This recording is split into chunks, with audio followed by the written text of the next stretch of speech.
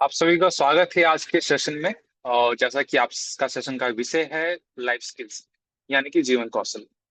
और जैसा कि आप सभी ने गणित पढ़ा होगा, इतिहास पढ़ा होगा, भूगोल पढ़ा होगा, न जाने कितने वैसे विषय आपने पढ़े होंगे।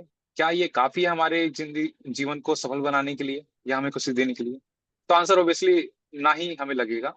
तो एक अच्छी जिंदगी के लिए, सफलपूर्ण जीवन के लिए आवश्यक है आपके पास एक्सपीरियंसेस का होना, स्किल्स का होना। और जब हम स्किल्स और एक्सपीरियंसेस की बात करते हैं तो स्किल्स ऑटोमेटिकली जैसे कि इम्पोर्टेंट हो जाता है। ये हमें एक अच्छे जीवन जीने के लिए प्रेरित करते हैं, एक अच्छा हम डिसीजन ले पाए और अपने लाइफ में आने वाले चैलेंजेस प्रॉब्लम्स को फेस कर पाए। और जैसा कि आज की इस कॉम्पिटिटिव वर्ल्ड में चैलेंजेस काफी बढ़ गए हैं, तो स्किल्स की वैल्यू और ज्यादा बढ़ जाती है। तो इसी इस सकारात्मक सोच के साथ इस सेशन को रखा गया है। और जैसा कि आपको पता है, ये सेशन हमारी पॉडकास्ट पॉडकास्ट मेथड में या फॉर्मेट में चलता है, जिसमें हमारे प्रेसिडेंट जो कि ज्योतिका कालरा मैम है, वो क्वेश्चन पूछते हैं। और आज की जो हमारे सेशन के रिसोर्स पर्सन है वो है मिस स्वप्ना रॉय मैम। सो स्वागत है मैम आपका। और बिना आगे वक्त गवाए मैं इनवाइट करना चाहूंगा ममता श्रेष्ठ जी को for the brief introduction of today's resource person and our president as well. Over to you, Mamta. Thank you, Abhishek. Good evening, all of you. Today, I'm so happy to introduce our guest क्योंकि आज जिस शख्सियत का हम स्वागत करने जा रहे हैं, उनका जीवन हमें सिखाता है कि लाइफ स्किल केवल किताबों में नहीं, अनुभवों में छुपे रहते हैं। 1950 में जन्मी मिस स्वप्ना रॉय जी ने हिमाचल, पंजाब व हैदराबाद से अपनी उच्च शिक्षा पूरी की और एमए इन इंग्लिश, बीएड और एमएड जैसी उच्च डिग्रियां प्राप्त की। ओवर द 2 decades इन्होंने एक प्रेरणादायक इंग्लिश टीचर के रूप में सेवाएं दी तथा उनका अंतिम कार्यकाल जवाहर नवोदय विद्यालय दिल्ली में रहा। इस कार्यकाल में उन्होंने विद्यार्थियों को केवल पढ़ाया ही नहीं, बल्कि उन्हें जीवन जीने की कला भी सिखाई। वे सिर्फ एक शिक्षिका ही नहीं, साहस व प्रेरणा का प्रतीक है। एक ऐसी माँ जिनका एक पुत्र कर्नल शांतनु रॉय जो कि देश की सेवा कर रहे हैं, तो वहीं दूसरे छोटे बेटे कारगिल शहीद सुमित रॉय जिन्होंने मात्र 21 वर्ष की आयु में देश के लिए सर्वोच्च बलिदान दिया। मिस स्वप्ना रॉय साल 2000 से सक्षम भारती की पैट्रन है तथा अभी सक्षम भारती फाउंडेशन की डायरेक्टर के रूप में कार्यरत है। आज वे शहीद सुमित रॉय एंटरप्राइजेस का भी संचालन करती है। देश सेवा व समाज सेवा की अद्भुत मिसाल पेश करते हुए आइए जोरदार तालियों से स्वागत करते हैं एक शिक्षिका, समाज सेविका और लाइफ स्किल की प्रेरणा मिस स्वप्ना रॉय जी का। Welcome ma'am. नाउ मैं स्वागत करना चाहूंगी इस कार्यक्रम की धड़कन, इसकी मार्गदर्शक और हमारी host miss Jyotika Kalra, the president of Saksham Rozgar society and advocate on records of supreme court of India. Jyotika Kalra ma'am का हमेशा शिक्षा वो स्किल डेवलपमेंट में ज्योतिका काला मैम ने हमेशा शिक्षा व स्किल डेवलपमेंट को ही अपना मिशन बनाया है। वे मानती है कि हर युवा में वो क्षमता है जो सही मार्गदर्शन व प्रशिक्षण से निखारा जा सकता है। तो आइए स्वागत करते हैं हमारी होस्ट, हमारी प्रेरणा मिस ज्योतिका कालरा का। Welcome ma'am. Now dice is yours ma'am. Thank you, Mamta. Thank you, Abhishek. And thank you, Sapna ji, for joining us. हम इसको लाइफ स्किल्स कहें या स्किल्स फॉर सक्सेस, वो सबका जीता जागता उदाहरण आज हमारे बीच में है सपना रॉय जी। और जो हम अपनी बात रखने जा रहे थे कि हम जीवन के कौन से ऐसे हुनर होने चाहिए जिससे हम जीवन में सफल होते हैं, तो सफल तो सभी होना चाहते हैं। सबका मन होता है कि हम सफल हो जाएं लाइफ में, अपने जीवन में। पर सब सफल हो तो नहीं पाते, कुछ सफल होते हैं और कुछ सफल नहीं होते। और इसके साथ साथ ये भी रहता है कि जो सफल होते हैं तो शायद अपनी जिंदगी को अलग तरीके से जीते होंगे। और अगर एक बार आपके हाथ में सफलता आ भी जाती है आपके अपने हिसाब से, तो वो सफलता स्थायी नहीं है। उस सफलता को बनाए रखने के लिए भी आपको निरंतर प्रयास करने पड़ते हैं, निरंतर नए नए हुनर सीखने पड़ते हैं, नया नया जो आसपास आपके घट रहा है उसका हिस्सा बनना पड़ता है, उसको अपने जीवन में ढालना पड़ता है। तो सफलता एक डेस्टिनेशन तो कभी भी नहीं है, एक जर्नी है। और उसी प्रकार से जो हमारा जीवन है वो भी एक डेस्टिनेशन नहीं है, एक मंजिल नहीं है, वो भी एक जीवन है। आप जैसी शख्सियत आज हमारे बीच में है, आपने अपना इतना बढ़िया जीवन जिया अलग अलग रूपों में। एक अध्यापिका के नाते इंग्लिश की पीजीटी, इतना आपका शिक्षण, और उसके बाद समाज सेवा तो मतलब उसकी तो कोई सीमा ही नहीं है। और एक एंटरप्रेन्योर, एक अपने दम पर एक पेट्रोल पंप चलाना कितनी बड़ी बात होती है। तो हमें लगा कि लाइफ स्किल्स या स्किल्स फॉर सक्सेस दोनों एक जैसी बातें हैं।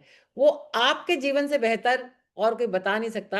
आपका अपना जीवन ही उस सफल जीवन का एक आदर्श है, एक उदाहरण है। और आपके अपने जीवन के जिस प्रकार से आप जीती हैं, अगर हम सब उस प्रकार से जीना शुरू कर दें तो हमें भी कहीं सफल जीवन उसके आसपास पहुंचेंगे, और हम भी उन उन स्किल्स के साथ, उन हुनर के साथ अपने आप को सफल बनाएंगे। तो सपना जी, आपका बहुत बहुत स्वागत और बहुत बहुत धन्यवाद कि आपने अपना बहुमूल्य समय निकालकर आज हमारे लिए, सक्षम रोजगार सोसाइटी के लिए आपने अपना समय दिया, और हमारे इस पूरे युवा वर्ग को आपका मार्गदर्शन मिलेगा, इसके लिए हम आपके आभारी हैं।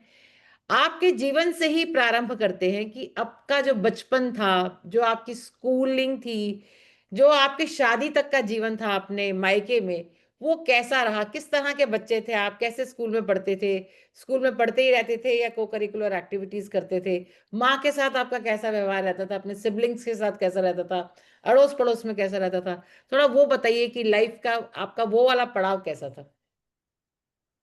Good evening, Mrs. Jyotika. Thank you so much for inviting me for today's session and जितने भी participants सुन रहे हैं, मैं आपको इतना बताना चाहती हूँ कि जो हमारा बचपन था, that was a very comfortable बचपन हमने बिताई है। क्योंकि पहले तो आपको मैं एक छोटा सा इंसिडेंट बताती हूँ कि भी हम बंगाल में, कलकत्ता में मेरे फादर जो हैं डॉक्टर थे, और वहाँ से जब हम शिफ्ट हुए हिमाचल में, तो I was just 8 years old and class 3 तक हम पढ़े हुए थे, मतलब क्लास 3 में थे, वो हिमाचल में आ गए। तो ना तो हमें हिंदी बोलनी आती थी ना English, only Bengali, because primary school तक तो इंडिया में primary school mother mother tongue में होता है, तो हमें सिर्फ बंगाली बोलनी आती थी, एंड लिखना पढ़ना तो हिंदी और इंग्लिश का तो नामो निशान नहीं था। फिर हिमाचल में कसौली में एक ही स्कूल, मतलब एक गवर्नमेंट स्कूल था वहाँ पे, and there was a private school, saint Mary's convent, अभी भी है। एंड वहाँ पे हमारे एडमिशन हो गई। एट वहाँ पे एडमिशन होने के बाद तो फिर हमें ना तो इंग्लिश बोलनी आती थी ना हिंदी, तो फिर हमें पता है कि कैसे हमें मतलब आजकल तो हम बच्चे तो मार नहीं सकते, और बच्चे मार भी नहीं खाते हैं, पर हमने मार खाई है। मतलब मतलब जैसे बोलने में प्रॉब्लम होती थी या सीख नहीं पाते थे या जैसे भी है, मतलब हमने वहाँ पे इंग्लिश और हिंदी, मतलब लैंग्वेज, दोनों लैंग्वेजेस इकट्ठे हमने सीखी। उसके बाद स्कूलिंग हमारी, मतलब 10th पास करने के बाद हम चले गए जलंधर कन्या महाविद्यालय से मैंने ग्रेजुएशन की। एंड साइंस बीएससी मेडिकल में हमने ग्रेजुएशन की थी, और हमने सोचा था कि भाई आगे एमएससी भी पढ़ेंगे, बट फाइनल ईयर में मेरे फादर की डेथ हो जाती है, and my mother was not working, and हम लोग 5-6 भाई बहन थे, and I was the eldest. तो आगे पढ़ाई हो नहीं पाई, पर हमने आपकी उम्र सोचा, कितनी थी उस समय जब आपके फादर की डेथ हुई? I was just 20, graduate 20। थी मैं। और हाँ यू जी, were the eldest? I was the eldest. और और आपकी मेरे माँ भी छोटे काम भाई नहीं बहन, करती थी? माँ भी काम नहीं, नहीं करती नो थी? नो हाँ, no, she was not a working woman, और हाँ। हमारे छोटे भाई बहन तब तो स्कूल में थे। हम्म। एंड उसके बाद फिर नेचुरली वही वो होता है, जैसे कि उन दिनों के हमारी पुरानी उसमें ख्यालात के उसमें हमने सोचा कि चलो या तो नौकरी कर लो या तो शादी हो जाती है। तो हमारी हम्म। भी शादी हो गई, 1974 में हमारी शादी हो गई। उसके बाद हम चले गए वहाँ से, फैमिली से बाहर ससुराल में चले गए। बाकी हम्म। भाई बहन सब पढ़ते रहे। एंड हम्म। तो आगे फिर जैसे कि भाई शांतनु वॉज बोर्न इन 75। तो हम्म। बट शादी के बाद हमने स्कूल में पढ़ाना शुरू कर दिया था, दैट इज अच्छा। फैजाबाद में मैं गई थी, तो वहाँ पे अभी भी है कनोसा कॉन्वेंट स्कूल। तो वहाँ फैजाबाद पे मतलब यूपी? यूपी, हाँ, मतलब तो कसौली से मैं आप यूपी गई। वेस्ट बंगाल से आए हिमाचल, हिमाचल से हाँ आए पंजाब, एग्जैक्टली, यही मैं पंजाब बोलना से चाह आए रही हूँ। फैजाबाद, मतलब exactly, remote interior of UP. हाँ हाँ। जी बिल्कुल, वहाँ पे गए हम, तो वो स्कूल में मैंने जॉब पिकअप कर लिया एज ए इंग्लिश टीचर। तो फिर हम पढ़ाने लग गए वहाँ पे। और जब 2 साल के बाद फिर मैं वहाँ से हिमाचल आ गई, क्योंकि मुझे कुछ वहाँ पे पढ़ाई का माहौल ठीक नहीं लगा, क्योंकि शहर में तो मतलब इतनी पढ़ाई थी नहीं। इट वॉज उन दिनों में Faizabad was very very outdated, hmm. छोटा सा गांव टाइप का लगता था। तो हम आ गए और एक जॉब ले लिया वहाँ पे स्कूल में। 14 GTC, that is training centre, army training centre है इसका, तो गोरखा राइफल्स वालों का। तो वहाँ पे हमने जॉब ले ली और वहाँ पे हमने पढ़ाना शुरू कर दिया। तो that is how I started my teaching career. और I was just a BSc, B.Ed भी नहीं उतना था, क्योंकि पर हम लोग मैं पढ़ने में बहुत अच्छी थी, पढ़ाई थी मेरी, और मेरे एजुकेशन वाज वेरी, उसमें मेरिट लिस्ट में हम थे, पंजाब यूनिवर्सिटी के मेरिट लिस्ट में थे। तो उन दिनों ओके। में एक रूल था कि जो लोग फर्स्ट डिवीजन में या अच्छे नंबर लेके पास करते हैं, Himachal government was giving employment as a teacher, employment. अच्छा। Science teacher, hmm. एंड उसके बाद वो मौका देते थे कि भी आप B.Ed कर लो विद इन हम्म। 2 इयर्स। तो हम्म। मैं फिर पढ़ाने लग गई। उसके बाद फिर ऐसे पढ़ाते पढ़ाते मेरे हस्बैंड के भी ट्रांसफर्स होते रहे, और जगह जगह पे पढ़ाते पढ़ाते मेरे के 10 साल हो गए, and I was not B.Ed। तो जब ओके। B.Ed नहीं थे तो B.Ed का ग्रेड भी नहीं मिल रहा था। बट हम्म। जो प्राइवेट स्कूल वाले क्या करते हैं, वो हमारी जो क्वालिफिकेशन है या एक्सपीरियंस है, उसका फायदा उठाते हैं। टेंथ हम्म। टेंथ और 11th क्लास तो पढ़ा लेते थे, केमिस्ट्री पढ़ाती थी मैं उन दिनों में। तो फिर पढ़ा लेते थे, और जब सैलरी की बारी आती थी तो कहते कि भी आप तो B.Ed नहीं है। तो हम्म। मन में लगा कि भाई चलो अब हम एजुकेशन को कंप्लीट करते हैं। बच्चे भी एक थोड़े थोड़े बड़े हो गए थे, 5th 6th क्लास में हो गए थे। तो मैंने सोचा एजुकेशन कंप्लीट करती हूँ। तो डिस्टेंट एजुकेशन उसमें सिस्टम में मैंने अपना, पहले तो मैंने MA की हम्म। इंग्लिश में, because I amazing. Was a science student, there was no हाँ। Option, I couldn't do science in हाँ। प्राइवेटली। तो हाँ। मैंने MA कर ली इंग्लिश में, एंड उसके बाद आई I did my B.Ed M.Ed। बाकी फिर कंटिन्यू रहा, बच्चे मतलब बड़े होते गए, हम भी अपना एजुकेशन कंप्लीट की मैंने। एंड स्पेशलाइजेशन मैंने इंग्लिश में हैदराबाद से की, from central institute of English and foreign language, अभी भी है वहाँ पे। तो ऐसे मेरी जीवन, फिर मैं पढ़ाती गई और मेरा एजुकेशन कंप्लीट हो गया। हम्म। मतलब यही इससे- एक जो आम महिलाएं या लड़कियां, बच्चे अगर जब हो जाते हैं ना उनके, तो वो जो काम कर रही होती हैं उसको भी छोड़ देती हैं, और हाँ उनको नहीं यही नहीं, लगता है कि ये बच्चे पालना ही जीवन है, उन्हीं हम्म, का खाना नहीं बनता, मतलब इतनी उलझी रहती हैं उसमें। और आपने जैसे तो बताया कि बच्चों के साथ आपने अपनी सारी हाँ एजुकेशन मेरे करी। बच्चे दे वर वेरी सपोर्टिव, हम्म। बहुत सपोर्ट मिला मुझे। और सिंगल फैमिली थी उस टाइम भी, मेरे मदर इन लॉ नहीं थी, हम्म। और father in law they were very supportive, और मेरे हस्बैंड भी बहुत सपोर्ट करते थे। तो तभी करके शायद मैं एजुकेशन भी कंप्लीट कर पाई। और सबसे बड़ी बात है, वो एक लगन होना चाहिए आपके मन में, डिटर्मिनेशन होना चाहिए दैट हम्म। आपको करना ही है। बिकॉज माई हम्म। Sisters were all educated, they were all PhDs, तो हम्म। एट दैट टाइम तो हम्म। मुझे मन में था कि मैं ही एक इलिटरेट रह गई हूँ, मुझे और आगे बढ़ना है, एजुकेशन मुझे भी करना है। तो वो ख्याल लेके मैं फिर आगे फिर पढ़ती रही। एंड उस उन दिनों में MPhil करना ज़रूरी होता था PhD के लिए। So I I got enrolled for MPhil also, पर वो हो नहीं पाया आगे, ऐसे तो कर नहीं पाए। आपने एक बात कही कि मेरे बच्चे बड़े सपोर्टिव थे, आपने फादर इन लॉ का भी नाम लिया, हस्बैंड का भी नाम लिया, पर ये बच्चे कैसे सपोर्टिव होते हैं, ये आई इसमें टेल यू थोड़ा सा आप, I give you example young mothers के लिए। हाँ। हाँ, तो मेरा I give you small example, जैसे कि भाई बच्चे स्कूल से 2 बजे, हम लोग सब स्कूल से आ जाते थे, खाना खाया, फिर 4 बजे मैं बच्चों को लेके चली गई library. That was the only source. हमारे हम्म। टाइम पे ना टीवी, ना हमारे पास इतने मीडिया, वो था कि भाई एक न्यूज़पेपर होता था, एक हमारे पास लाइब्रेरी। तो हम हम्म। लाइब्रेरी में जाके MA की वो तो बुक्स वगैरह हम पढ़ते थे वहीं पे। बच्चों को बच्चों वाले सेक्शन में कॉमिक्स वगैरह दे के हम बिठा देते थे, और फिर हम अपना नोट्स वगैरह बनाते थे।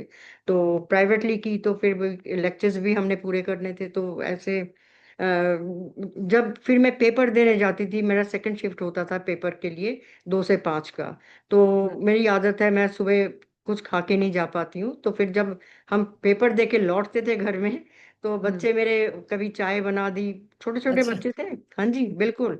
और अगर उससे कुछ नहीं बन पाया तो फिर दौड़ के बाजार से जाके फिर कुछ ले आते थे, जैसे कि अच्छा। आपको पता ही है टिक्की विक्की मिल जाते हैं बाजार में, कुछ मतलब हाँ। They knew that I was not, I hadn't eaten anything, I was hungry, तो फिर वो कुछ ना कुछ ले आते थे, चाय वाय बना देते थे, तो और वो फिर कितने छोटे छोटे थे, 8-10 साल, हाँ हाँ 12? हाँ हाँ। हाँ, एक्चुअली हाँ। थर्ड फोर्थ हाँ, में, थर्ड थर्ड फोर्थ, फोर्थ में 7-8 साल, हाँ 7-8 तो साल में तो यही उनको बात ये है एहसास था कि हाँ उनकी माँ जी बिल्कुल, भूखी है और हमें माँ के लिए कुछ खाने का इंतजाम करना है। हाँ और मुझे दैट आपका इज द ये, हाउ, हाँ मुझे एक वो चीज सबसे इंटरेस्टिंग लगी और इम्पोर्टेंट, कि आप अपने बच्चों के साथ अपना समय लाइब्रेरी में बिताते थे। हाँ that that was is the so thing. So great, I mean and very हमारे अमेजिंग। हम हमें उन दिनों में पढ़ने फैमिली की टाइम इन आदत, library. Exactly family time in library, हाँ, that is the that's thing. Like बहुत बहुत। और उसके बाद सपना जी बताएं, शादी के बाद बच्चे छोटे बताए, पर जैसे उसके शांतनु बाद वर्षों में कैसे आर्मी में जाते हैं, कैसे वो वाला थोड़ा, वो हाँ हमारे तो युवा बस वर्ग, जो हमारे युवा बच्चे हैं 18 साल से 25 साल की उम्र में, उनको थोड़ा बताते हुए अपने दोनों बेटों का आप लाइफ जर्नी बताएं। तो ऐसे फिर आर्मी में जब जाने का उन्होंने कैसे सोचा?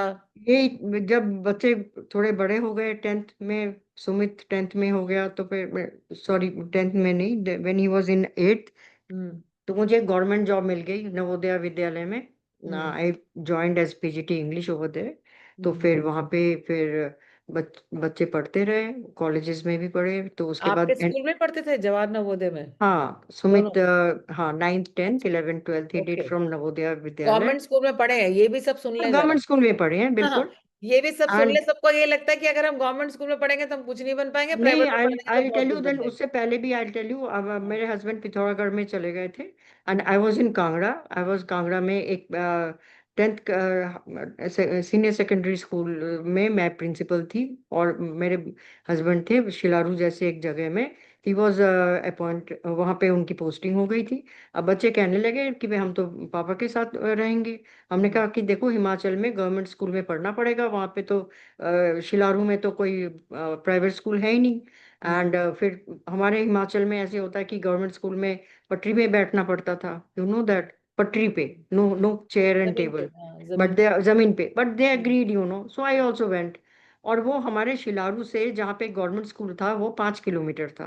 हम्म। एंड सुमित के सारे किताबें मैं ट्रांसलेट करती थी इंग्लिश में। अच्छा। और उस स्कूल में, मतियाना स्कूल में, एक एक सिर्फ इंग्लिश का पेपर, क्वेश्चन पेपर आता था बोर्ड हम्म। का, 8th was a board, you know. Hmm. And Shantanu did his 10th from that Matiyana school, it's a okay. Government school.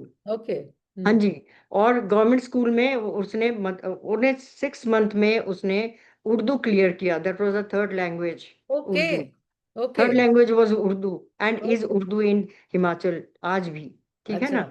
हाँ। एंड उसके बाद फिर जब मार्च का महीना आया, तो फिर मार्च के महीने में तो वहां पर बर्फ पड़ गई हाँ। घुटनों तक, और हाँ। बसें बंद हो गई, तो हाँ। 5 किलोमीटर वो लोग पैदल जाते थे बर्फ के अच्छा। ऊपर पेपर हाँ, देने।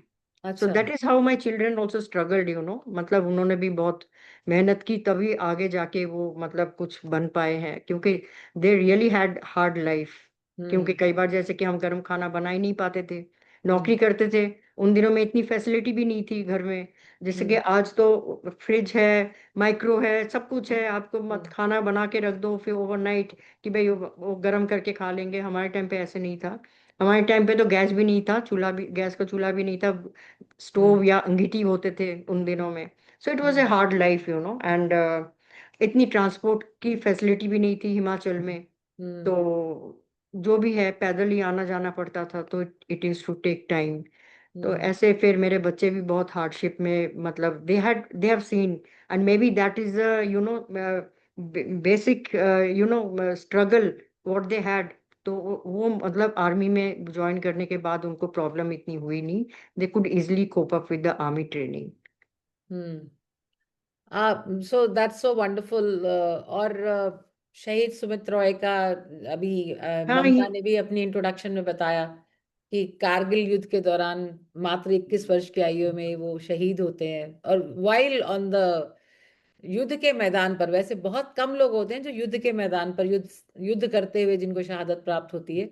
और आज शहीद सुमित्रा पेट्रोल पंप की आप एंटरप्रेन्योर और आप प्रोप्राइटर हैं, तो आप अपनी वो वाली भी जर्नी थोड़ी सी बताइए कि किस तरह से सारी उम्र आपने एक टीचर के नाते काम किया और फिर आप एक पेट्रोल पंप चलाती है, जो कि ये कहा जाता है कि बहुत अमीर, बहुत बड़े सेठ, धन्ना सेठ, और जो जो वैसे लोग होते हैं ना बड़े दादा टाइप के, वो लोग पेट्रोल पंप चलाया करते थे, जो हमारी समझ में आता है।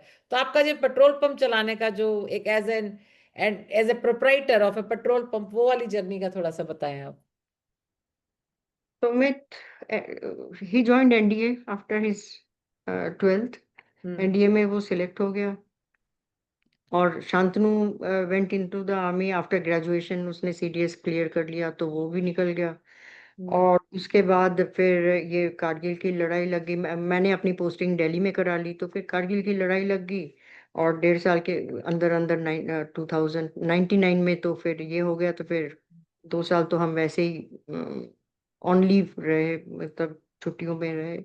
उसके बाद मैंने सोचा कि भाई अब ऐसे घर बैठ के तो काम नहीं चलेगा ना, something has to be done. बाहर भी निकलना है, सब कुछ घर का भी काम करना है, आगे भी बढ़ना है। तो सक्षम भारती के साथ भी हमारा उस टाइम आप लोगों के साथ हमारी इंट्रोडक्शन हो गई थी। आप लोगों ने ह्यूमन चेन बना के हमें काफी हौसला दिया, तो तब से मैं जुड़ी हूँ आप लोगों के साथ, जैसे भी है।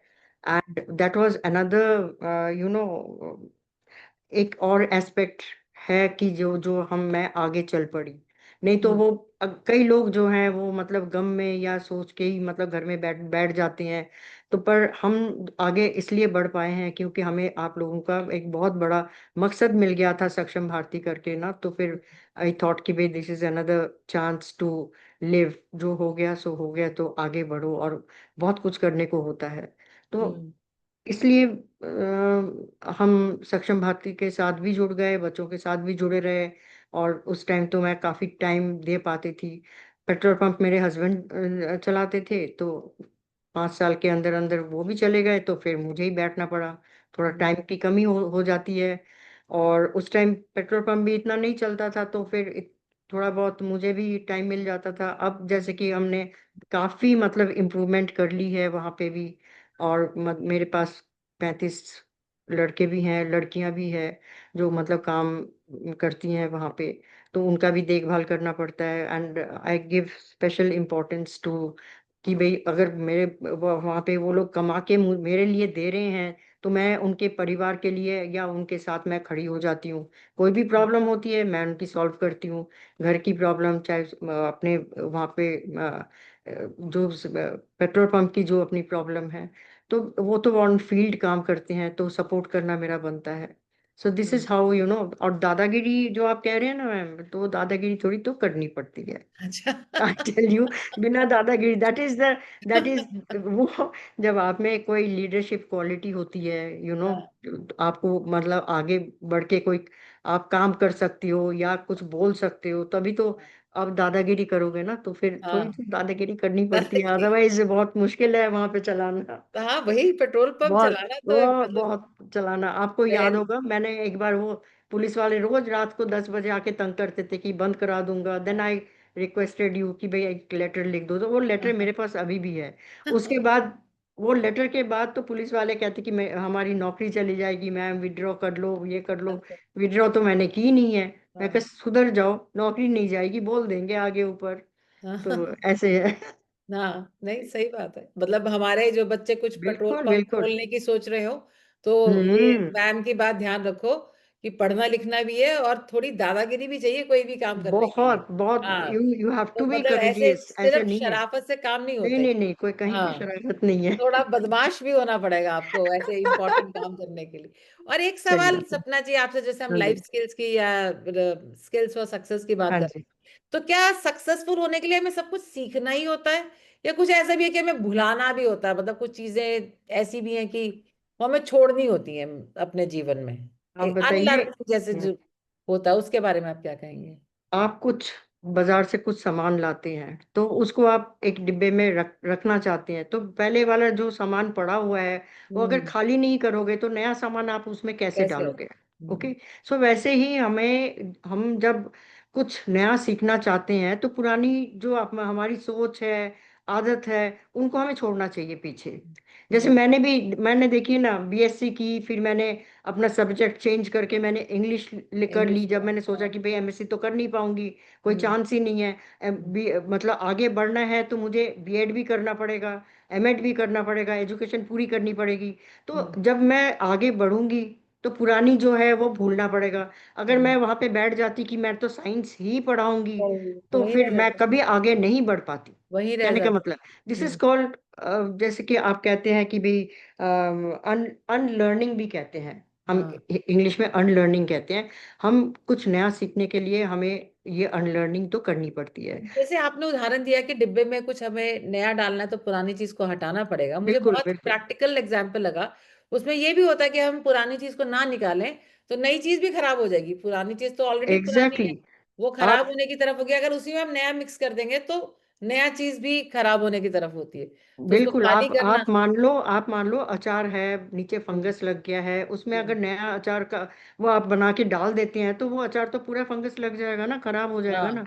सो इसलिए we have to get rid of our old habits कह लीजिए, या आदत कह लीजिए, या सोच कह लीजिए। We have for moving forward we have to unlearn so many हाँ। थिंग्स। हाँ जी। तो और अगला सवाल ऐसे आता है सपना जी की, बहुत तेजी से दुनिया बदल रही है आज, नए नए कहाँ पहले कंप्यूटर आए, फिर लैपटॉप आए, फिर आईपैड आया, व्हाट्सएप है, चैट जीपीटी, इतना सब कुछ बदल रहा है।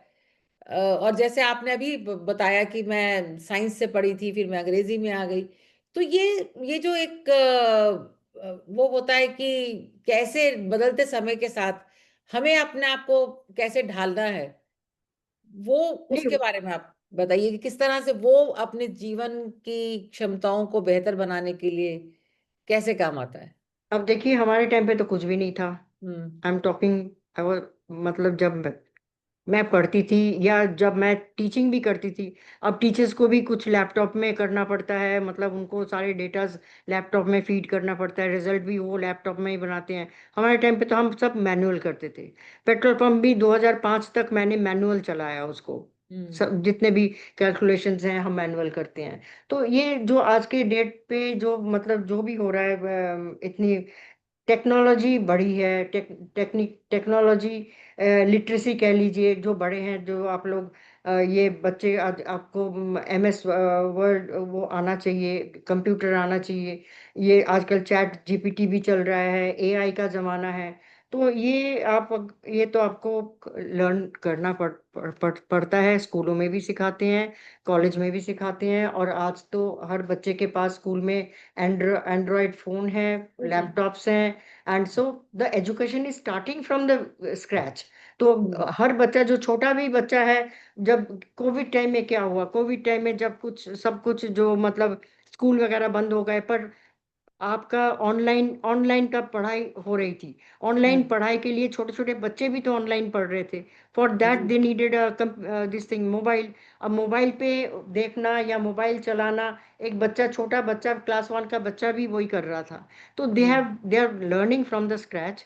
ये हम्म सब जितनी भी टेक्नोलॉजीज हैं वो अब सीख रहे हैं। और जो नहीं सीख पाए हैं अपने टाइम पे, छोटे छोटे कोर्सेज हैं वो उनको करना चाहिए। छोटे क्रैश कोर्सेज हैं, 2-2 3-3 महीने के। They should update themselves. और जो हम जैसे लोग हैं, अभी हो सकता है कि हम अपने आप को अपडेट नहीं कर पाते हैं, या हम्म इतनी क्षमता नहीं रखते हैं, बहुत मतलब एज हो गई है, नहीं चाहते भी हैं, कई बार दिल भी नहीं करता कि करें। तो हम अपने, जो मेरे एम्प्लॉयज हैं, मैंने उनको ट्रेनिंग पूरी करा दी है। क्योंकि अच्छा वो भी गवर्नमेंट स्कूल के आते हैं, मतलब इतने पढ़े लिखे तो वो होते नहीं है, मैक्सिमम 10th और 12th पढ़े लिखे होते हैं। तो उनके ज़माने में भी शायद वो कंप्यूटर वगैरह नहीं था। तो मैंने 2-2 बार गवर्नमेंट का वो कोर्स करा करा दिया है। एक एक बैच में वो 5-5 लोग लेते हैं, और ये कंप्यूटर का कोर्स कराते हैं, और दे टू टेक 5000 रुपीज। तो मैंने 2 बार कराए हैं अपने पंप में। तो ऐसे चलिए, हैं, उनको अपडेट। आपका ये आइडिया मुझे बहुत अच्छा लगा कि आप अगर स्वयं नहीं कर सकते तो आप उन हाँ लोगों को हायर करें जो ट्रेंड है, ताकि आपको वो इफेक्टिव और इम्पोर्टेंट बिल्कुल, असिस्टेंस मिल पाए उनके माध्यम से। वो तो असिस्टेंस लेना पड़ता है, क्योंकि आज हाँ। आज के डेट पे वहां पे पेट्रोल पंप भी ऑटोमेटेड है। हम्म। इट इज टोटली ऑटोमेटेड, तो उनको वो सब मशीन चलाना आना चाहिए। So that has to be done. तो उनको ट्रेनिंग दिलाना टाइम टू टाइम वो बनता है। और आपको क्या लगता है सफलता के लिए, या लाइफ स्किल्स की हम बात करते हैं, जीवन के कौशल, सबसे इम्पोर्टेंट क्या लगता है आपको किसी के जीवन के कौशल के लिए, या अपने जीवन के को तरक्की प्राप्त करने के लिए सबसे इम्पोर्टेंट आपको क्या लगती है?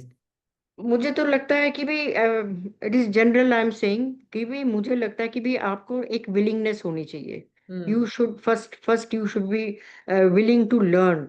You have to hmm. Learn. When you learn something, तो यू हैव टू अनलर्न सब अदर थिंग्स ऑल्सो। जो जैसे कि डिब्बे में भरने के लिए वो जगह बनानी होती है, वो तो करनी पड़ेगी, आपकी आते हैं। अगर मैं सोचूं कि मैंने वो चीज़ वहां पे की है और यहाँ पे मैं क्यों करूं, तो फिर हम्म। वो स्टैग्नेंट हो जाता है, वो लाइफ आगे बढ़ नहीं पाती है।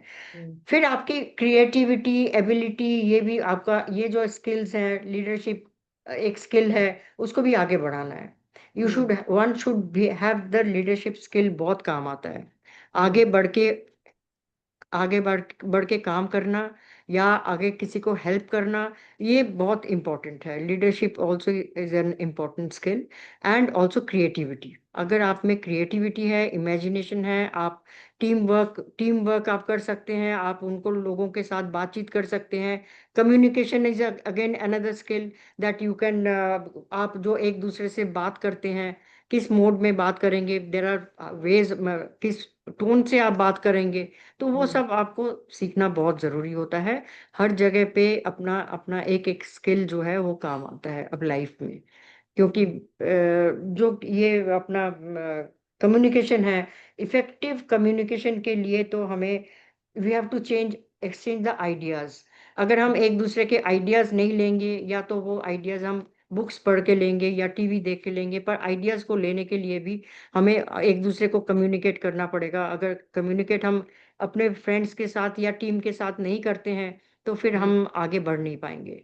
टीचर्स को भी जो पढ़ाते हैं, उनको भी कम्युनिकेशन स्किल अडॉप्ट करना चाहिए, आना चाहिए कि भी वो कैसे एक्सप्रेस करते हैं अपने जो आइडियाज़ हैं, या जो पढ़ाना चाहते हैं बच्चों को, वो समझ आ रही है नहीं आ रही है। ये सारे जो स्किल, ये स्किल जो है कम्युनिटी स्किल है, ये उनको भी आना चाहिए, उनको भी सीखना चाहिए। कई बार हम्म। ये स्किल्स जो है हम सीखते हैं कि भाई पढ़ पढ़ के किताबें पढ़ के सीख लेते हैं, किताबों हम्म। से सीखते हैं, टीवी देखकर सीखते हैं। कई बार जैसे कि भाई आप बात कर रहे हैं, कई लोग जो कम्युनिकेटिव स्किल होता है, एक नॉन कम्युनिकेटिव स्किल होता है। नॉन कम्युनिकेटिव स्किल में जो है, आप वो देखते हैं कि भाई आप बुक्स पढ़ पढ़ के आप सिखाते हैं। और कम्युनिटिव कम्युनिकेटिव स्किल होता है, वो उसमें आप फिर देखते हैं कि इंसान किस टोन पे बात कर रहा है, किस बॉडी लैंग्वेज उसका आप देखते हैं कि भाई क्या मतलब, वो गुस्से में है कि कैसे है, रूड है या पोलाइट है, या कैसे किस तरह से वो बात कर रहा है, ये सब देखा जाता है। तो communication is also another skill that helps इंसान को जो इन आगे बढ़ने के लिए बहुत। सक्सेस के लिए। हाँ और जी। एक सपना जी, जैसे हम इतनी सारी, आपने लीडरशिप और सब कम्युनिकेशन के बारे में बताया, तो एक हमें लगता है कि मेहनत करो, पढ़ो लिखो, और अच्छे से करो तो आप सफल हो सकते हो। क्या सिर्फ आपकी अपनी मेहनत आपको सफलता दिलवा सकती है, या इसके अलावा भी आपको बाकी सबके साथ भी कोऑर्डिनेशन करना पड़ेगा सफल होने के लिए? इसके बारे में आप थोड़ा सा बताइए। क्या क्या सिर्फ अकेली मैं चाहूं मैं सफल हो जाऊं, मैं मेहनत करती रहूं तो मैं सफल हो जाऊंगी, या कुछ और जो सहयोग है, ये सब चीजों के बारे में कैसे उसकी कितनी इंपॉर्टेंस रहती है?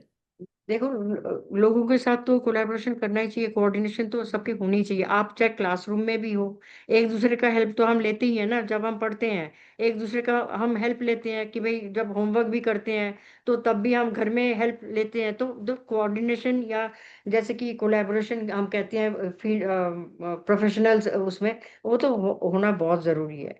हम्म। देन एक होता है, एक तो आपको आना चाहिए कि भाई आप सिचुएशन के हिसाब से आप हम्म। कितनी जल्दी आप डिसीजन मेक कर सकते हो। कोई हम्म। इमरजेंसी सिचुएशन होता है, जैसे हमारे साथ घर में भी हो सकता है, कहीं पे आग लग जाती है या इलेक्ट्रिक करंट पास हो रहा है, या कहीं पे कई बार नहाते टाइम पे करंट आता है नलके में, तो आप क्या डिसीजन लेते हैं? तो decision making is another skill जो कि आपको आना चाहिए तुरंत। आप कैसे आप उसको प्रॉब्लम को आप फिक्स करेंगे, या कैसे आप डिसीजन लेंगे कि आप कैसे बुलाएंगे हम, या तो हम प्लम्बर बुला लेंगे या बिजली वाला बुला लेंगे। आपको वो तुरंत वो जो काम आपके आइडियाज आपके दिमाग में आते हैं, तो वो भी एक इम्पोर्टेंट स्किल है। डिसीजन मेकिंग को हम कह सकते हैं कि भाई आपने जैसे भी और ये लीडरशिप की बात करी कि लीडरशिप का हुनर होना चाहिए सब में, तो अभी आप डिसीजन मेकिंग की बात कर रहे हैं, तो उन दोनों को कैसे जोड़ते हैं आप? लीडरशिप में डिसीजन मेकिंग का क्या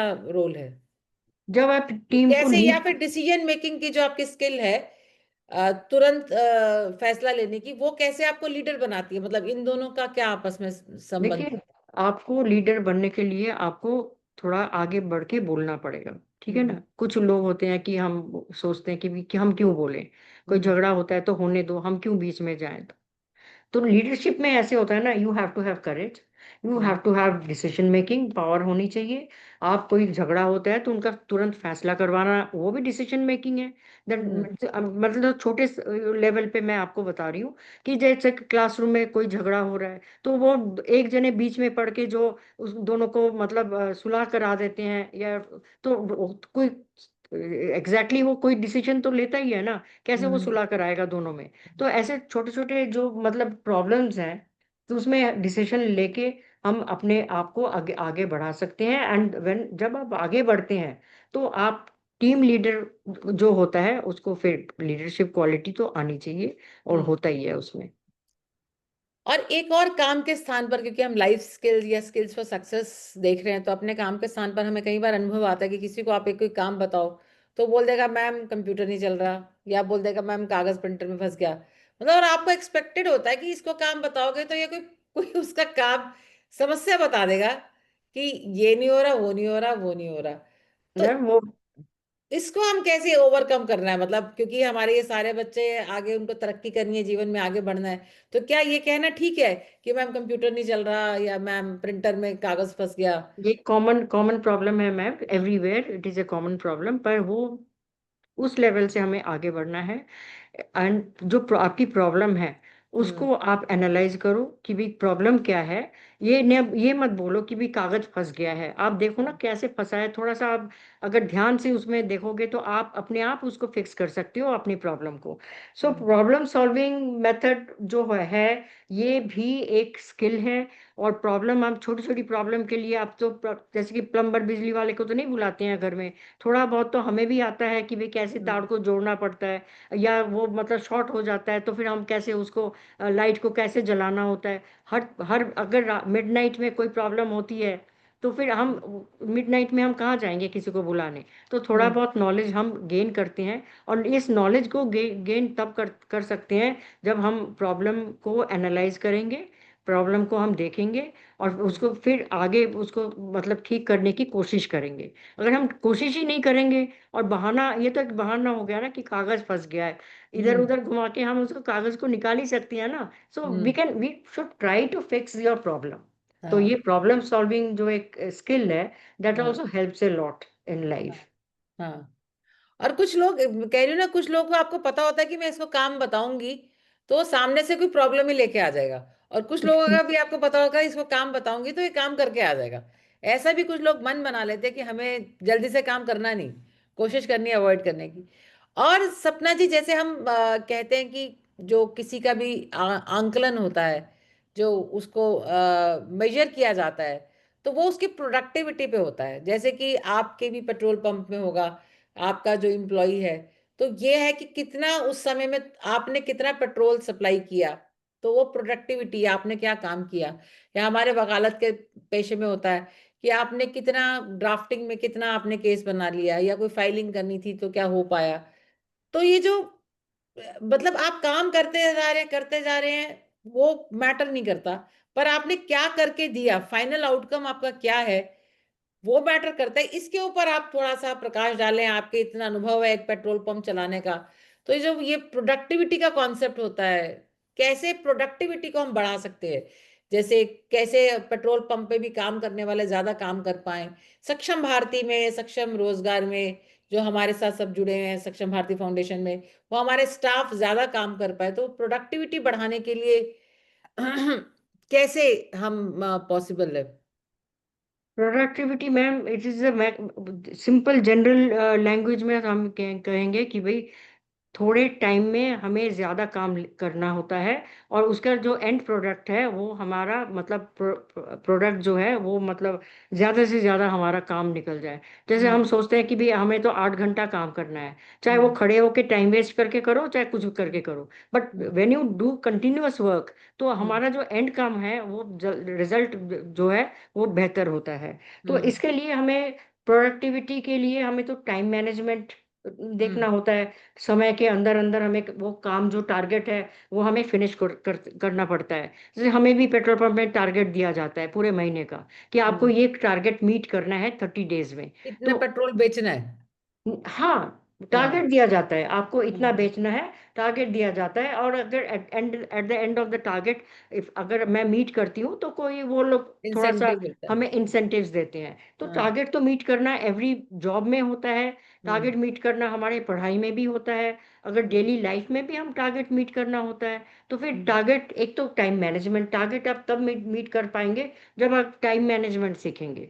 अगर सुबह आप लेट ही उठेंगे तो आपका टाइम कहाँ से मैनेजमेंट होगा, है ना। आजकल के, अब बोलना नहीं चाहिए, हम हर घर में यही प्रॉब्लम है। तो फिर भाई हम, हमारी तो पुरानी आदत है, हम तो 4:30 5 के बीच में हम उठ जाते हैं। तो अगर आप सुबह उठेंगे तो आपका मॉर्निंग वॉक भी खत्म हो जाता है, आप कुछ काम भी कर लेते हैं, घर में 2 सब्जी बना लेते हैं। अब मैं जॉब में भी 9 बजे निकल जाती हूँ, वहां पे जॉब करके भी आती हूँ, तो ये सारी बातें होती है। तो मतलब आप टाइम मैनेजमेंट का मतलब होता है मिनिमम टाइम में आपको सारे काम पूरे करने मैक्सिमम होते हैं। Exactly, maximum productivity. प्रोडक्टिविटी होनी चाहिए। फिर आपके इसमें, इसके लिए आपको प्लानिंग करनी पड़ेगी, आप कैसे करेंगे अच्छा। टाइम आपको। प्लानिंग, बिना प्लानिंग के आप कैसे करेंगे कि भाई अच्छा, आप प्लानिंग प्लानिंग क्या करेंगे। होती है जरा आप बताइए, प्लानिंग, प्लानिंग क्या होती है? प्लानिंग तो ऐसे करनी पड़ती है ना, अगर जैसे आप आपको घर में खाना सुबह सुबह बनाना था तो प्लानिंग कैसे उसमें मदद तो करती प्लानिंग करनी पड़ती है, कल कल टिफिन में कौन क्या क्या ले जाएगा, है? सबके हाँ। अलग अलग है टिफिन। हाँ। तो फिर ब्रेकफास्ट में क्या होगा, लंच में क्या होगा, दैट इज कॉल्ड प्लानिंग। अब हाँ। मोटा मोटा मोटा कुछ खाना तो बनेगा ना घर में, तो हाँ। दैट इज हाँ। Also called planning, you know. हाँ। सिमिलरली जब हम काम करते हैं तो हम प्लान करते हैं कि भाई हाँ। इस महीने में हम क्या क्या क्या क्या करेंगे, हम्म। एडवर्टीजमेंट के लिए हम क्या क्या पैम्फलेट्स बनाएंगे, क्या हम्म। बनाएंगे, हम्म। खर्चा हम कैसे मेंटेन करेंगे, ये सब हाँ। प्लानिंग के दौरान होता है।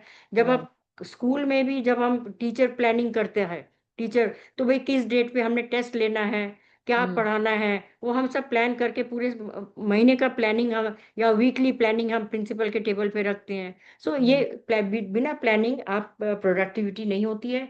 और टाइम मैनेजमेंट तो प्लानिंग के साथ ही, that is a you know को रिलेशन होता है कि मैनेज टाइम मैनेजमेंट करेंगे तो प्लानिंग भी आपकी अच्छी होगी, आप मतलब प्लान आप के हिसाब प्लानिंग, से चल पाएंगे। हाँ प्लानिंग करते हैं तो फिर आप टाइम मैनेज करते हुए बिल्कुल प्लानिंग को आप बिल्कुल, पूरा कर लेते हैं। पूरा कर तो लेते हैं। मतलब टाइम मैनेजमेंट और प्लानिंग दोनों एक एक ही सिक्के के दो पहलू हैं। बिल्कुल, तो पहलू हमारा है। अब एक आखिरी सवाल मैं अभी आपसे पूछूंगी, उससे पहले मैं अपने सभी पार्टिसिपेंट को एक बार याद करा दूं कि आप अपने अपने सवालों के साथ तैयार रहिए।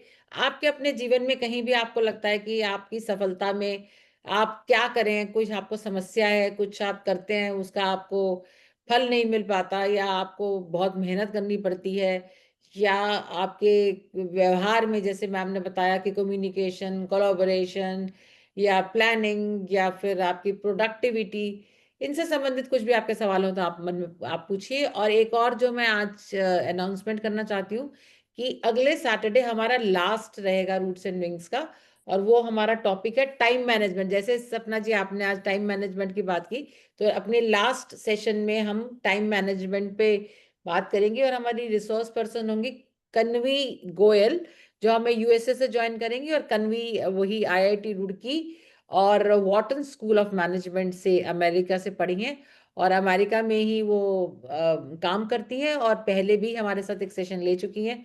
तो कन्वी गोयल हमारा अगला सेशन लेंगी। और आप सपना जी, आखिरी सवाल आपसे मैं पूछ रही हूँ, बाकी फिर हमारे पार्टिसिपेंट कृपया करके अपने सवाल लिख के रखिए ताकि आसानी से पूछ पाए।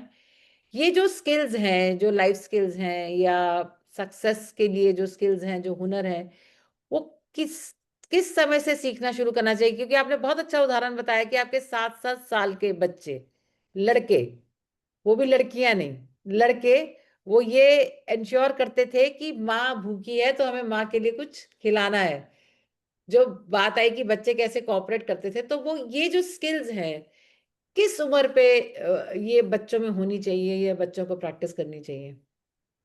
डिपेंड करता है मैम, बिकॉज जो एक एग्जांपल मैं आपको देती हूँ, जो सिंगल मदर्स हैं, हम्म। जो नौकरी करने जाती हैं, हम्म। सिंगल मदर्स नौकरी करने जाती हैं, तो वो उनके घर में बच्चे जो है थोड़ा ज्यादा एफिशिएंट होते हैं। जैसे हम्म। हम भी थे, अकेले, मतलब घर में अकेले थे, बच्चे थे, दे अंडरस्टैंड ईच अदर, तो ये बच्चे भी मतलब हमें हेल्प करते थे, चाहे किचन में हो और काम में हो। हम्म। जब हम्म। तो ये जो अपना मैं सोचती हूँ ये स्किल्स जो हैं, ये छोटे बच्चे 7-8 साल में भी सीख सकते हैं, घर से ही अच्छा। सीखते हैं।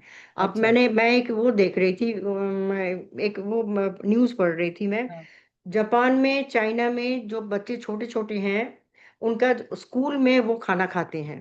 हम्म। हमारे इंडिया में भी कई प्राइवेट स्कूल्स हैं जहाँ पे वो खाना देते हैं। लाइक हम्म। मेरे ग्रैंड चिल्ड्रन जब ये प्रेसिडियम स्कूल में पढ़ते थे, तो छोटे बच्चे जो हैं टीचर के साथ ही स्कूल क्लास में खाना खाते हैं, और इस स्कूल सभी का गवर्नमेंट खाना स्कूल में खाना मिलता है बच्चों को? वो, सभी that I don't primary? No, that हाँ, एक्सपीरियंस आई अब डोंट सबको हैव। मिलता है, हाँ। आई हैव दिस, हाँ, बट हाँ। वो खाना नहीं, इनको इनको प्रॉपर वो लंच मना करते थे, घर से मत लंच लाइए। प्लेट, चम्मच, कांटे, सब कुछ दे टू प्रोवाइड ओवर देयर, और हम्म। खाना प्रॉपर वहीं पे देते थे, और सारे हम्म। बच्चे सेम खाना खाते थे अलोंग विद द टीचर।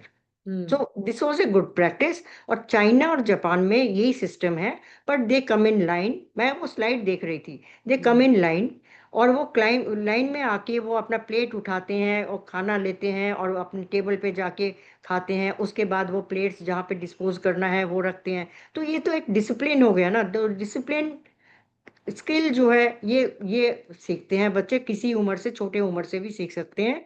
और हम्म। ऑफ कोर्स जब हम बड़े हो जाते हैं तो हम अपने आप को इसमें ढालने की कोशिश करते हैं, डिसिप्लिन होने की कोशिश करते हैं।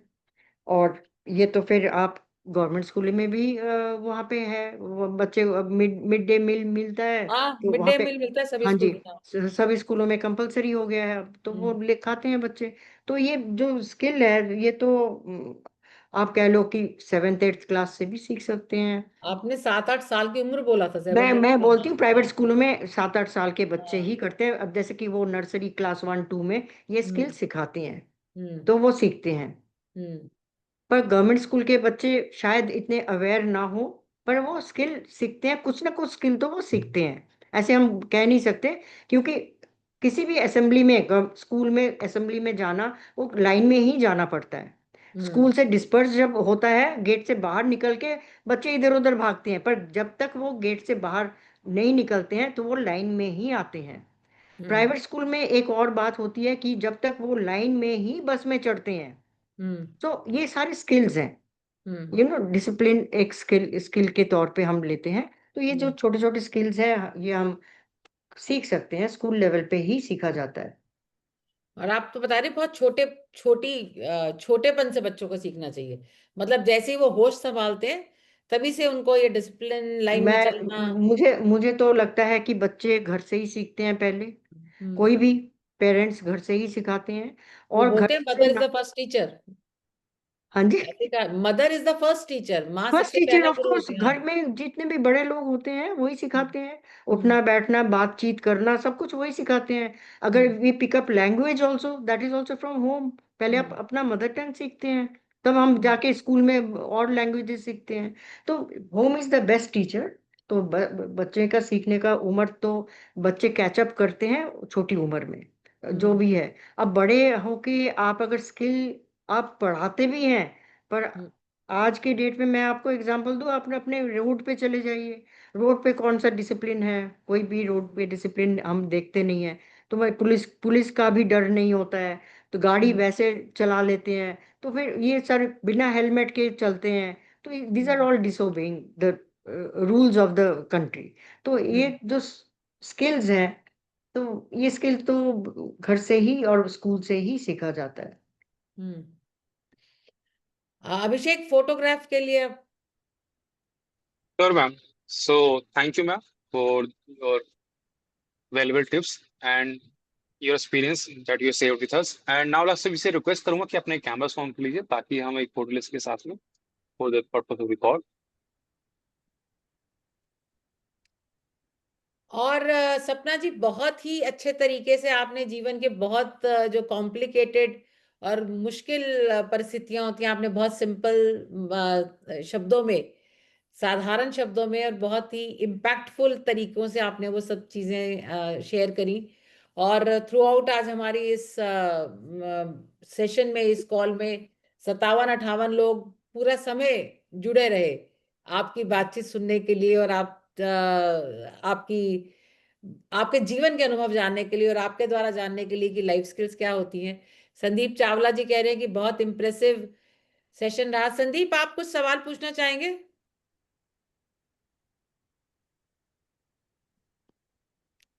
मैं सवाल नहीं पूछना चाहूंगा, जी। मैं नमन करना चाहूंगा कि हमारे देश जो आज जहां है वो ऐसे माताओं के कारण और ऐसे लाइक सिटीजन्स के कारण है। जैसे स्वप्ना जी ने इतने बड़ा सारे मजा ऑड्स के बाद भी मैडम ने चैलेंज लिया और आगे। मैं बड़ा इम्प्रेस हो रहा था जब मैडम ने कहा कि मैं 35 लोगों को एम्प्लॉय कर रही हूँ तो और उनका पूरा ख्याल करता हूँ। तो मैं 35 लोग कभी भी नहीं देखता, जब भी ये वाली बात होती है मैं देखता हूँ कि 35 फैमिलीज, क्योंकि हर इंसान से पूरी फैमिली जुड़ी होती है। तो इससे महान काम तो हो ही नहीं सकता।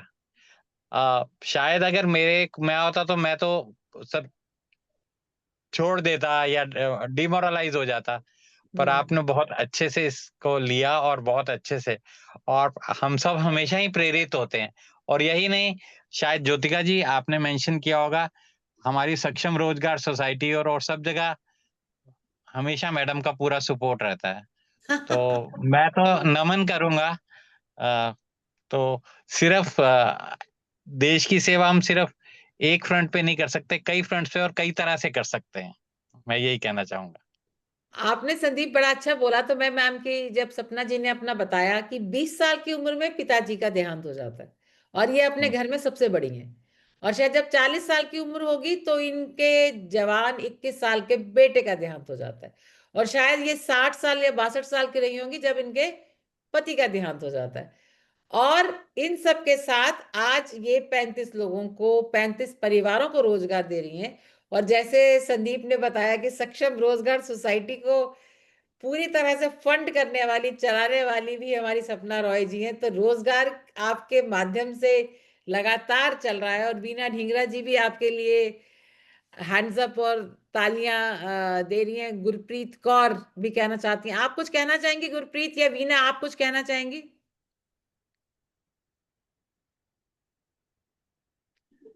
नमस्कार। मैं शुरू से सुन रही थी इनका। जो आपसे सुनते तो रहते थे स्वप्ना जी के बारे में, कि इनके बेटे की सेक्रीफाइस और सब, लेकिन डिटेल में आज पूरी तरह से जानने का मौका मिला, and really very inspiring and motivating. और जो एक टॉपिक जो आपने सुना, लाइफ स्किल्स, हम पीपीटीज में तो देखते रहते हैं लोगों से, और बहुत सारे लाइफ स्किल्स के ऊपर सेशन देखे हैं, पर एक्चुअल में वो जो लाइफ स्किल्स को जो जी रहा है, जो वो इनके माध्यम से सीखने को मिला, and that is more effective, and वो डीप जाता है। जो लाइफ में जो जिन्होंने उन्हीं लाइफ स्किल्स के माध्यम से अपनी लाइफ को संवारा है, और ना केवल अपनी लाइफ को, अपने साथ जुड़े बाकी लोगों की लाइफ को भी संवारा है, उनको नमन है। मनीष, मनीष आप कुछ पूछना चाहेंगे? मनीष, मनीष कुमार मिश्रा।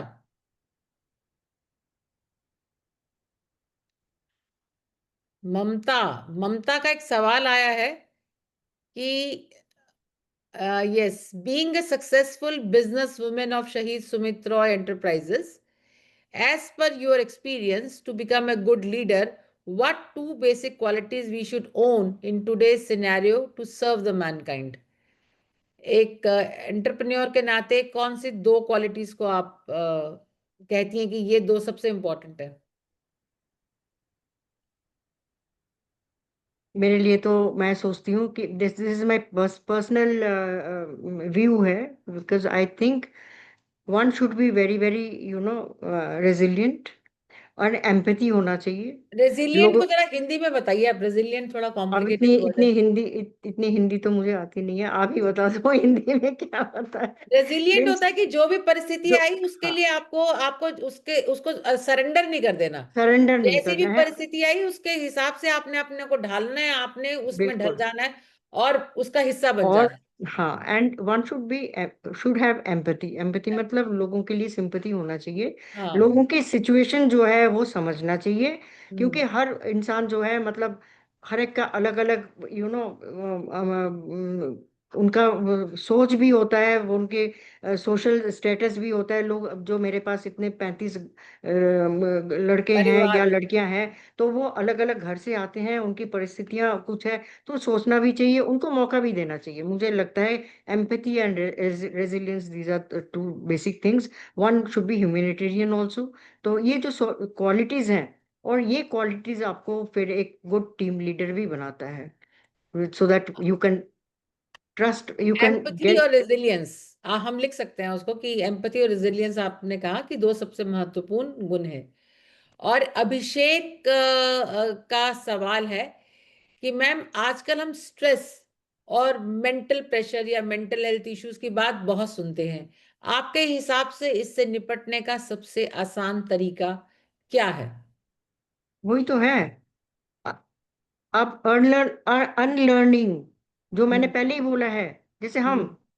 2 साल तो हमें पता ही नहीं लगा हम क्या कर रहे थे, क्या कुछ नहीं पता लग रहा था। तो but when you unlearn and try to learn new ideas and new things and move on in life, that is move on. Called that is the thing, आपका स्ट्रेस मैनेजमेंट वहीं पे होता है। जब आप भूल जाते हैं, पीछे पीछे का भूल के आगे बढ़ते हैं, तो ऑटोमेटिक आप स्ट्रेस रिलीज करते हैं वहां पे। And to hmm. Try to keep your self busy. Hmm. Second thing, try to keep your self busy and busy in a creative way. Hmm. Creative way, तो किसी का अच्छा कर लो, किसी को हेल्प कर दो, किसी का कुछ प्रोडक्टिविटी हो जाए, तो फिर मतलब अच्छा अच्छा काम करने के लिए अपने आप को बिजी कर लेना, that is also stress management होता है। सो अब मुझे सपना जी आपकी बात करते करते आपके बगीचे का भी ध्यान आया। एक बार हम गए थे हाँ, तो बहुत यस, सुंदर। तो क्रिएटिविटी को दैट इज आप उस ग्रीन उसके साथ कैसे दैट जोड़ती हैं? यस, माई या आई हम स्पेंड माई कैसे टाइम। अपने आप को स्ट्रेस और मेंटल हेल्थ बिल्कुल, इश्यूज मैं जो है पौधों के उनको बीच में कैसे रहती आप हूँ। उससे कैसे कनेक्ट फ्री करते हैं? टाइम, मैं काम के बाद जब जाती हूँ, फ्री टाइम मेरा पौधों के बीच में ही होता है। सुबह ऑल्सो मैं 1-2 घंटे मैं पौधों के साथ ही बिताती हूँ। और कल ही मैंने धनिया बोए हैं, अपने हाथ से करती हूँ काम, इन्हें माली तो है नहीं मेरे पास।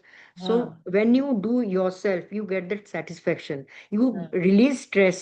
आपका स्ट्रेस नाम की चीज नहीं है मेरा, कोई भी, मुझे कोई इतनी चिंता भी नहीं होती है। सब कुछ हम्म। मेरा चलता रहता है, तो आराम से चलता है। तो फिर when you are flexible in your attitude, hmm. आपके काम करने वालों के साथ अगर फ्लेक्सिबल होते हैं और उनको अंडरस्टैंड करते हैं, तो फिर स्ट्रेस किस बात की होती है। मैं हम्म। तो you can always try this method. Try to be creative. Try to involve yourself in some creativity work. Maybe music, maybe गाना सुन लो, या तो हम्म। पेड़ पौधों के साथ प्लांटेशन का जो है, गार्डनिंग का है, ये सब स्ट्रेस बस्टर्स हैं। So even cooking is a stress buster. Cooking is stress buster. Yes. Gurpreet ने हैंड रेस किया। गुरप्रीत पूछिए अपना सवाल। मैम मेरा सवाल भी है, और सवाल के साथ साथ कुछ मैं अपना एक्सपीरियंस शेयर करना चाहूंगी जो मेरा स्वप्ना मैम के साथ हमेशा रहा है। तो बिल्कुल स्वप्ना बिल्कुल। मैम ने जैसे कि आज उन्होंने बताया कि वो अपने टीम का भी ख्याल रखती हैं, और उनको कहीं कहीं वो स्ट्रिक्ट भी होती हैं। तो स्ट्रिक्टनेस इज वेरी इंपॉर्टेंट, कि अगर आप कहीं पर काम कर रहे हैं तो बहुत जरूरी है। तो जिस तरह से जैसे इसका एग्जांपल दूंगी कि मैम इतने टाइम टेबल के हिसाब से चलती हैं, क्योंकि ये मैंने भी ऑब्जर्व किया और मैं उनसे बहुत इंस्पायर हुई हूँ कि इन्होंने अपने मेड के या फिर जो अपने जो कर्मचारी इनके पेट्रोल पंप पे लगे हुए हैं, उन बच्चों को सक्षम भारती में इन्होंने वहां पर मतलब उनको कंप्यूटर सिखाना, एजुकेट करने के लिए, और स्पेशली उनके लिए टाइम निकाल के आना बहुत बड़ी बात होती है, और अपने काम के साथ साथ उनका फॉलो अप भी करना। तो हम्म। मुझे हमेशा इनसे इंस्पिरेशन मिली है, ताकि सोशल वर्क क्या है एक्चुअल में, तो मुझे इनसे सीखने को मिला है। तो हम्म। मेरा क्वेश्चन जो है क्वेश्चन यही है कि हम जो लीडरशिप है वो बहुत ज्यादा हम हार्ड ना हो जाएं, उसको कैसे सॉफ्टनेस भी बनाए रखें, और लीडरशिप जैसे लाइक हार्डनेस एंड सॉफ्टनेस दोनों चीजें मैनेज कैसे करें, मतलब बहुत ज्यादा हार्डनेस ना हो जाए, क्योंकि मेरे साथ मेरा ये पर्सनल एक्सपीरियंस है, मेरा ज्यादातर ये कंप्लेंट होती है कि मैं हार्ड हो जाती हूँ, तो मैं वो जानना चाहती हूँ, तो how can I control this things. एक टीम लीडर के लिए थोड़ा हार्ड भी होना होता है, and at times you have to be very flexible also. You have to show your concern, आपको दिखाना चाहिए आपके एम्प्लॉयज के बीच में, या स्टूडेंट्स को दिखाना चाहिए, जैसे आप लोगों के स्टूडेंट्स होते हैं या जो भी है, तो मतलब आप, that is called resilient, you know, one has to understand. Flexible भी होना चाहिए, डिसिप्लिन भी मेंटेन करना चाहिए। जब आप हार्ड होते हैं तो आपको फिर ये आप इंसिस्ट करते हो कि भाई आपका काम पूरा हो जाए, तो उसके लिए तो हार्ड होना, थोड़ा सा तो हार्ड होना चाहिए। बाकी नॉर्मली जो है आपको ये सब ये these are the skills, you know, ये सारे स्किल्स आपको सीखना चाहिए, मैनेज करना चाहिए। And when you are in a group, आप टीम लीडर हैं, तो फिर आपको सारी ये जो क्वालिटीज हैं, ट्रेड्स हैं, ये आपको आपको आना भी चाहिए। और ट्रेड ट्रेड जो है वो हमारे हमें जो है ग्रुप में आपको डिसिप्लिन भी दिखाना बनाता है। और फिर आप जो मतलब लोगों से एक्सपेक्ट करते हैं, दैट इज कॉल्ड प्रोडक्टिविटी। तो फिर तभी आप प्रोडक्टिविटी, आप at the end of the work you can get your result. Because when you, आप उनको स्ट्रिक्टनेस भी अपना दिखाते हैं और अपना काम भी निकाल लेते हैं, उसके बाद कुछ आप उनको अच्छा वो मतलब शाबाशी देते हैं। So this is a, you know, hand to hand it should go, so that you can get the end result in a better way. Thank you ma'am. Ma'am मेरा एक क्वेश्चन है। हाँ पूछो फरत। Good evening everyone. मैम मेरा एक question है, मैं डिसीजन जो है ना एकदम क्विकली नहीं ले पाती हूँ, You are not audible, थोड़ी Bharat. I can't hear you properly. You are not distinct. बस ये आपकी फरत आवाज, ये कह रही थी कि मैं जो डिसीजन है वो एकदम से तुरंत से नहीं ले पाती, मतलब जो लीडरशिप की हाँ, आपने क्वालिटी बताई, तो उसके लिए वो पूछना चाहती है कि डिसीजन मेकिंग को कैसे हम फास्ट कर सकते हैं। डिसीजन मेकिंग तो आप जैसे कि मैं आपको एनालाइज करना चाहिए आपकी प्रॉब्लम क्या है। पहले आप प्रॉब्लम को देखो, प्रॉब्लम को मतलब सोचो कि भाई इसको हम कैसे ठीक कर सकते हैं, या उसको एनालाइज करो, तो फिर उसको फिक्स करो कि प्रॉब्लम को ऐसे हम कर सकते हैं। ये डिसीजन मेकिंग जो है, आपको प्रॉब्लम लोकेट करके ही प्रॉब्लम को सॉल्व करने की कोशिश करनी चाहिए। आप बताओ कि कौन कहाँ पे आप डिसीजन ले नहीं पाते हो, ये बताओ ना, इस कहाँ पे प्रॉब्लम आपको आ रही है। हाँ हाँ मैम, जैसे अब कहीं मैं कोई काम कर रही हूँ या हम्म। मैं ना वहाँ स्टक हो जाऊंगी, जैसे कि मेरे को ना कंफ्यूजन हो जाती है मैम कि इस तरफ जाऊं उस तरफ, मेरे को ऑप्शन बहुत सारे दिखने लगते हैं। वो मुझे 2 पॉइंट में मैं ऐसे बताऊं कि मैं उसको मैं आपने जैसे बताया, मैं अब नेक्स्ट टाइम से इसको एनालाइज करूंगी अपनी प्रॉब्लम को, फिर मैं अपना एक राइट डिसीजन, मैं आपको जरूर बताऊंगी मैंने आज अच्छा डिसीजन लिया है। मैम मैं डिसीजन लेती हूँ, वो लेट हो जाता है मेरा डिसीजन, इट ये इज ए होता है मेरे स्किल। साथ। ये जो डिसीजन मेकिंग है ना, ये एक स्किल होता है, आपको प्रैक्टिस करनी हाँ होती है। अगर हाँ आप आगे से ट्राई करो कि आप तुरंत डिसीजन कैसे लोगे, ये ट्राई करो। जितना आप उसको सोचोगे, जितना आपको टाइम दोगे, तो डिसीजन मेकिंग आपका जो है ढीला पड़ता जाता है। So by बिल्कुल मैम, practice उसी also, मैं by practice you can practice the skill of decision making। और ऊपर से ये आपको नॉलेज बढ़ाने के लिए इंफॉर्मेशन आपको बाहर से भी पढ़ना पड़ता है, और फिर आपको नॉलेज भी गेन करना पड़ता है। डिसीजन मेकिंग के लिए आपके पास नॉलेज होना बहुत ज़रूरी होता है। When you have knowledge then only you can make, तुरंत आप एक डिसीजन ले सकते हैं। ठीक है ना। अगर आपको पता नहीं है कि भाई, मैं आपको छोटा एग्जांपल, घर की एग्जांपल देती हूँ कि आपका नल टपक रहा है, ओके, तो आप हम्म, क्या डिसीजन लोगे? पहले उसको फिक्स करने की कोशिश करोगे ना, या तुरंत आप प्लम्बर को बिल्कुल फोन करोगे? रात को आप प्लम्बर को कैसे फोन करोगे कि आपका पानी वेस्ट हो रहा है, या आपका ओवरहेड टैंक जो है वो खाली हो रहा है, आपका नल टपक रहा है? How will you do it? You will try to do it yourself? No. That is called decision making. Decision तुरंत लीजिए कि उसको कैसे आप फिक्स करोगे। और सपना जी, आपसे एक मिनट के इजाजत लेकर, थैंक प्रदीप यू। मल्होत्रा जी ने हमें ज्वाइन किया, हमारे बहुत सीनियर हमारे मेंटर हैं। तो आपके कुछ कमेंट्स जो आपने डाले हैं कमेंट बॉक्सेस में, मैं सभी ऑडियंस के साथ, सभी पार्टिसिपेंट्स के साथ शेयर करना चाहूंगी। कम्युनिकेशन स्किल में उन्होंने बोला है कि how to speak, leadership skills, cooperate with each other, quick decision making, learn computers, AI, chat GPT, have courage to solve any crisis situation, analyze the problem and try to resolve it yourself, gain knowledge. Productivity के लिए कहते हैं कि try to do more work in the same time, time management, meet targets in job, in studies, get up early in the morning, do planning, what is required to make in breakfast, lunch, what to take, when to take tests in the school, accept whatever circumstances you are in, like single parent. Skills can be learned at any stage. Be disciplined and follow the laws of the school, society, and the country. Unlearn your bad habits like unwillingness to learn. Be disciplined within your own house. Take responsibility to learn household chores. Be disciplined on the roads. And then Pradeep ji had said resilient means flexible, have empathy, understand the situation of each employee, give them opportunity, humanitarian. And Pradeep ji had said, try to be creative, music, cooking to relieve stress. Strictness as well as listening to the employees and students is necessary in a group. It makes the organization disciplined. To get the result, discipline is necessary. Also, appreciate your employees, students. Decision making, analyze the problem first and then try to solve the problem. By practice, you can improve your decision making skills. Knowledge is necessary to take decisions. Example, a leaking tap in the home. So thank you very much, Pradeep ji, for your kind words and for your suggestions. Rather, आपने जो जो सपना जी कहती गई, प्रदीप जी उसको type कर करके comment box में डालते थैंक यू सो मच, हाँ, थैंक यू प्रदीप जी। पूरा आपको रिकॉर्ड देख के बहुत अच्छा लग रहा है। आफ्टर हाँ, ए लॉन्ग टाइम आई पूरा am seeing you. Record create कर आई नो दिया आपने। दिस इज समथिंग वेरी तो नाइसली हाँ, रिकॉर्डेड। अभिषेक आप please take it forward. I am sitting in London right now. Oh, thank you. Thank you, ma'am, for your practical advice, I am also tips. learning. Even I am learning every day. So thank you, ma'am, I for have your just advice, tips, completed. and I have just experience. completed a course in Punjabi grammar, Gurmukhi, and Gurbani Okay, very good, by very professional very learners. nice. That is very, encouraging. At this age also you're learning. Even I'm learning every day from situation.